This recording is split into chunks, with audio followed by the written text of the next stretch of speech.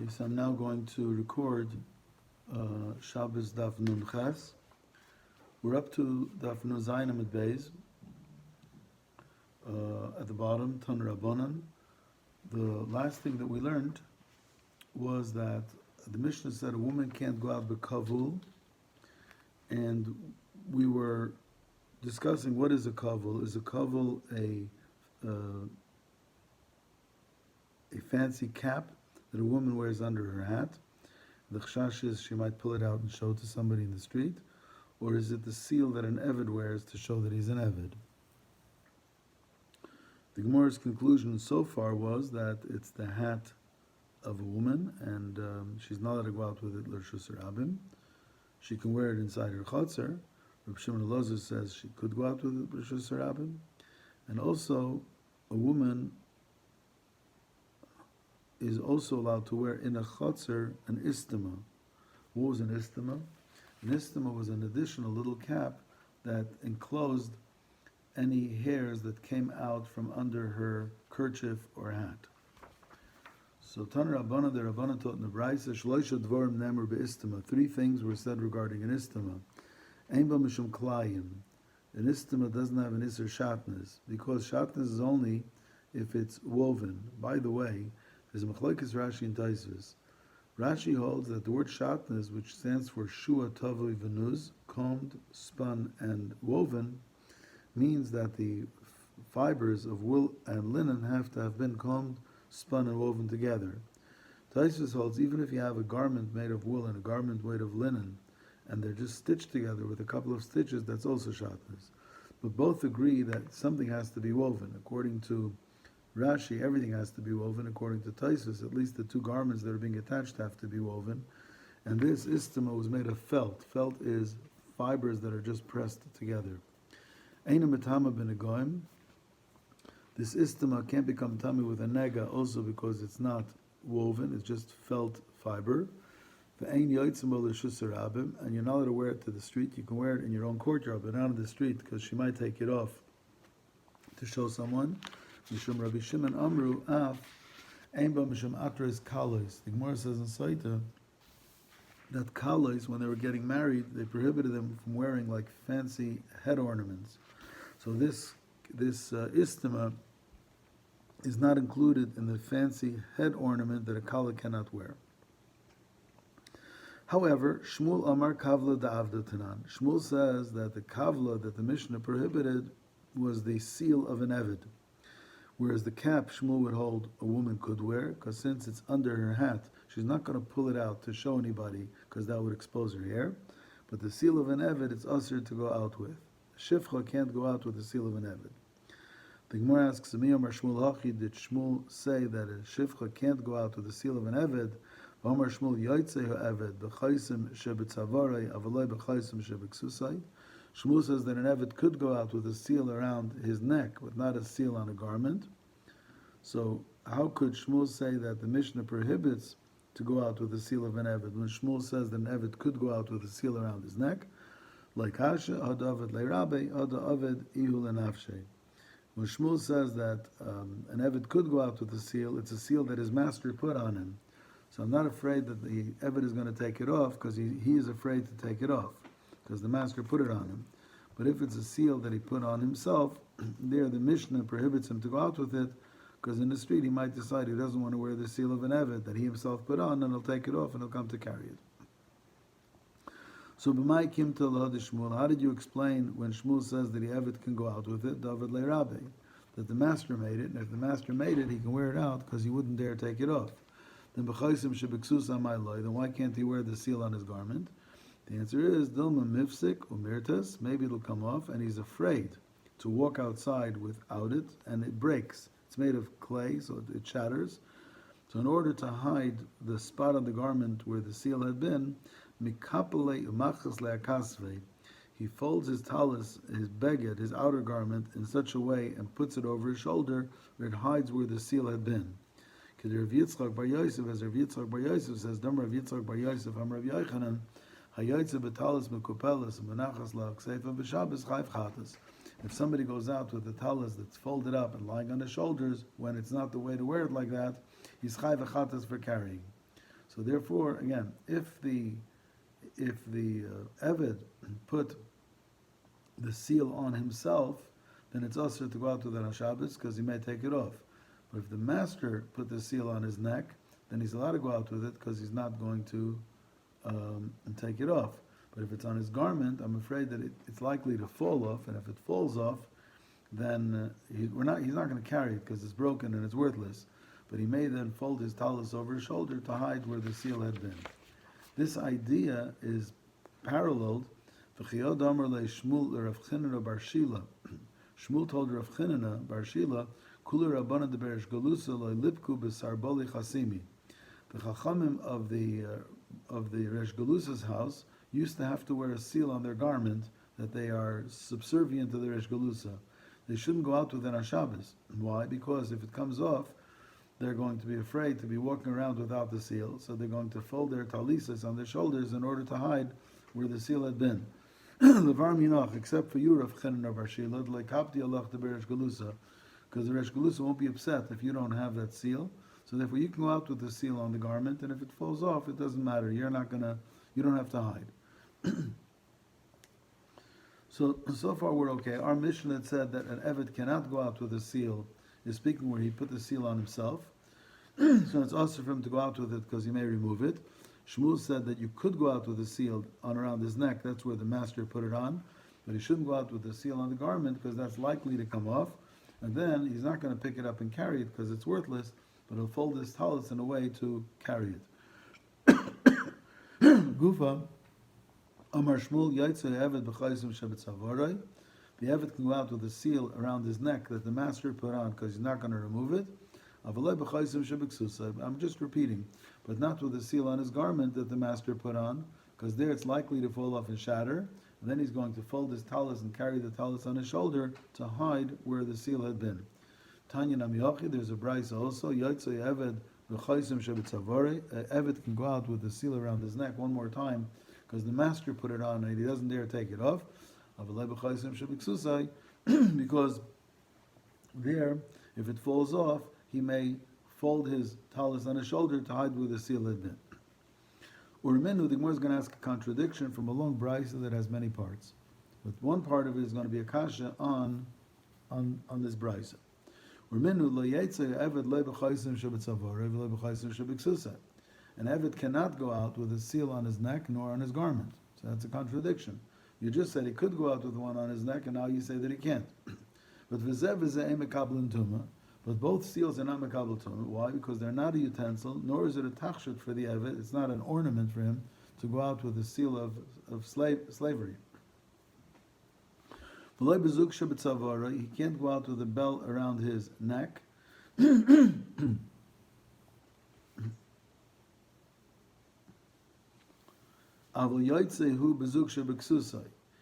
go out with the bell on his neck because if it falls off, he may carry it back.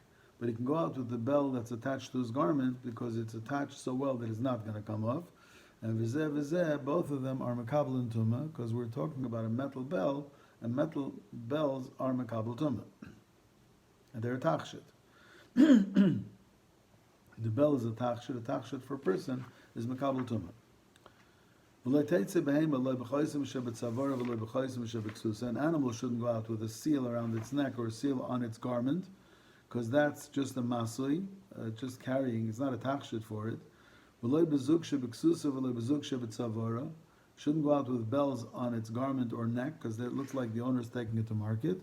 But the bells of the animal are not makabel tumah, because behemoths don't have tachshitim. The tachshit lebehemoth is not considered a tachshit to be makabel tumah. So we're going to go through this brayso in a minute, but for now we have a problem that Shmuel in the previous brayso said that the Eved could have the seal on the neck, but not a seal on the garment. And this brayso says that the Eved cannot have neither the seal on the neck nor on the garment. So lema, a very easy answer could be Hoda Ovid le'Rabbi, Hoda Ovid le'Ulanafshe. It's very simple. If the master put it on his neck, then he can go out with it because he won't take it off. But if he put that seal of slavery around his own neck, he can't go out with it because he might be tempted to remove it. So Gemara says, Loino, Idi v'Idi David le'Rabbi, both could be speaking where the master made it, V'kan b'shel mateches, v'kan b'shel tit. Simple. If the seal around the neck is made of tit, he's not going to take it off. And if it falls, it breaks and shatters, and that's the end of it. Nothing he can do about it. So therefore, he can wear it out. But if the seal is made of metal, then he's not allowed to go out with it, because if it falls, he's going to pick it up and carry it back because it has value, and he's afraid not to bring it home. Rav Nachman Amar Rabbi Baravua, Rav Nachman said b'shem Rabbi Baravua, davar hamakpidol of Rabbi ein yotzim bay. Something that the master would mind if it's lost. The Eved can't go out with it because he's afraid of losing it. Davar shein makpidol of yotzim bay. Something the master wouldn't mind, he can go out with it. So he can go out with a seal around his neck if it's made of clay. But he can't go out with a seal around his neck if it's made of metal. Hachinami mistavra. It is logical that the seal that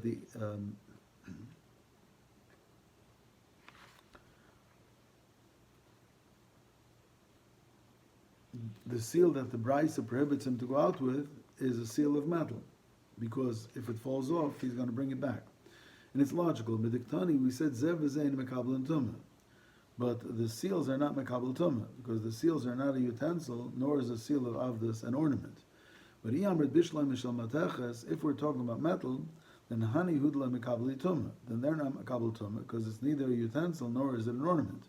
Hakelim didhu mekabel tumah, but if the metal had been made into a utensil, of course it's mekabel tumah.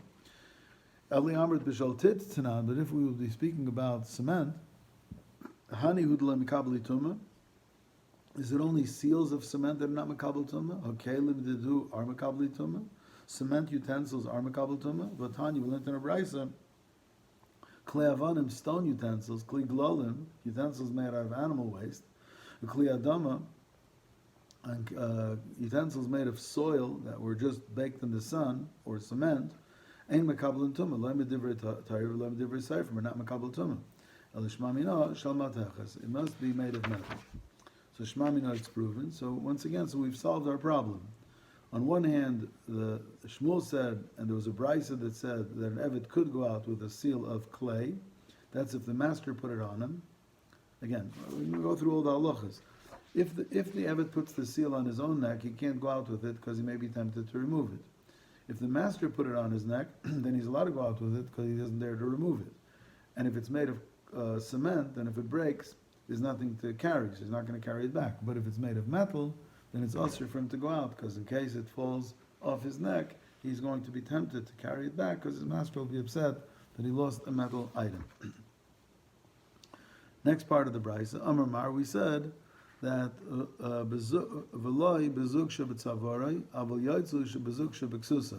he can't go out with a bell around his neck, even though it is an ornament, and that makes sense, because if it falls off, he'll come to carry it. But he's allowed to wear a bell on his garment. So why can he not wear the metal bell around his neck? Because maybe if it falls off, he might carry it home. So on his garment, I should also be concerned that if it falls off, he might come to carry it. That's a good kasha. What are we dealing with? The micha be'mumcha, that an expert attached the bell to the garment. And therefore, Ravuna Breder of Yeshua, Damar Ravuna Breder of Yeshua, Kol Shu Orug Lo Gazru, anything that was woven on, they didn't decree not to wear it on Shabbos. Now, what's interesting is that this statement, Kol Shu Orug Lo Gazru, we had it 10 blot ago, but a different story. We were talking about hair ornaments, or maybe less, we were talking about hair ornaments, and we said that according to the Tanakama, if the hair ornament was made of wool or linen or a strap, so it's a chatzitza, and if it's a chatzitza, a woman shouldn't go out with it, because if she tovels, she might come to carry it after she finishes her tefillah. The question was, what if you have like a woven tube made of fabric as a hair ornament? That was not a problem, because there it doesn't grasp the hair so tightly, so it's not a chatzitza. So you don't have to remove it in order to tovel. Here the Gemara is using the same expression for something else. Kol shehu orug lo gazru, meaning anything that's well woven on, we're not afraid it'll come off and it'll fall off. Before, Kol Shu Orug Legazru, anything that's woven doesn't have such a grip on hair that it shouldn't be a chatzitza. Same expression. Okay, let's start another piece. Amar Mar, we said in the Brisa, Le Teitze Behema, Le B'chaisim Shebetzavora, Le B'chaisim Shebeksusa. That makes sense. A behemoth shouldn't go out with a seal on its neck or a seal on its garment because that's not an ornament for an animal to wear a seal. It can't go out with a bell on its neck nor a bell on its garment because it looks like you're taking the animal to market. And it's not mekabel tumah. So the Gemara asks, is that true? A bell around the animal's neck is not mekabel tumah, or a bell on an animal? Or min, I'll ask you a kasha. Zug shel behema tmeya. There is a brisa that says that the bell of an animal is mekabel tumah. V'shel deles etahira, but a bell on a door is not mekabel tumah because the door is part of a building and the building is not mekabel tumah and the bell is part of the door. Shel deles, which is not mekabel tumah, v'asoy lebehema, you took it off the door and put it on an animal, tmeya. Now it's mekabel tumah because now it's the bell of a behema. But shel behema, if you had a bell of a behema, which was mekabel tumah, v'asoy ledeles, and you attached it to the door, even though you attached it to the door and nailed it with nails, it's still tamei, as if it was the bell of a behema. Shekol hakelim yordan lidei tumasan b'machshava, vein oilim lidei tumasan elu b'shinamasan. The moment you took the bell of the door and you put it on the animal, so you intend it to be now a bell of an animal. So it's mekabel tumah, just with your intent, even though you didn't modify the bell in any way. But if you had the bell of an animal, which is mekabel tumah, and you attached it to the door, it's still mekabel tumah. Why? Because you haven't modified the bell in any way. You only attached it to the door. So there, only if you would change the bell in some way would it lose its capacity for tumah. But bottom line, here it says that the bell of an animal is mekabel tumah. So Gemara says, like kasha, had islay inbul, had leslay inbul. Yes, bells on an animal are mekabel tumah when they have a clapper. Because when they have a clapper, it's useful for the person now. That bell is a instrument for the person to know where his animal is. And that's why it's mekabel tumah. But if it has no clapper, then it's merely an ornament. Ornaments of animals are not mekabel tumah. If it's a utensil, let it be a utensil without a clapper. Ilav manhu, if it's not a utensil, inbul mishavi leimana, can a clapper make it into a utensil? And the answer is ein yes. Keder Shmuel bar Nachmani amar Rabbi Yonasan, Damer of Shmuel bar Nachmani amar Rabbi Yonasan. Minayin, how do you know l'mashmiya koil b'klimatchus shu tamei? How do you know that a metal utensil that makes noise, like a bell, is mekabel tumah? It's considered a utensil because shenemer it says called dover. Watch the word here, dover. Asher yavei ba'esh, anything that was heated in fire, taviru ba'esh needs to be kashered in fire, but you have to also taivel it in a mikveh. Is afilu dibur, even if it only is used for sound, like a bell, yavei ba'esh, you need to kasher it, and you need to taivel it in a mikveh, and it's considered a keli. So far, I'm going to pause here, but let's just recover what we did. So, regarding seals, if Eved puts his own seal on, he's not allowed to go out with it, he may take it off. If the master puts a seal on him, then he's allowed to go out with it because he's not going to take it off, unless the seal is made of metal. If it's made of metal, then he may carry it if it falls off. But if the seal is attached to his garment, it's perfectly okay.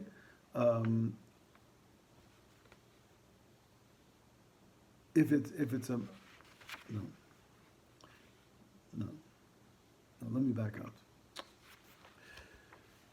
If the Eved puts his own seal on, he can go out with it. He can't go out with it because he might take it off. If the master puts the seal on him, then he can't. Then he could go out with it because he won't take it off. But if it's on his garment, then he can't go out with it because if it falls off, he may be carrying his. He may put the talis over his shoulder to hide where it was being kept.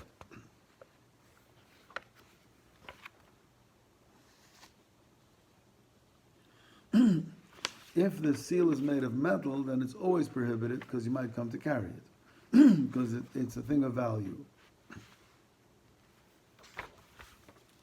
Regarding the bells of an animal are not mekabel tumah because they have no clapper.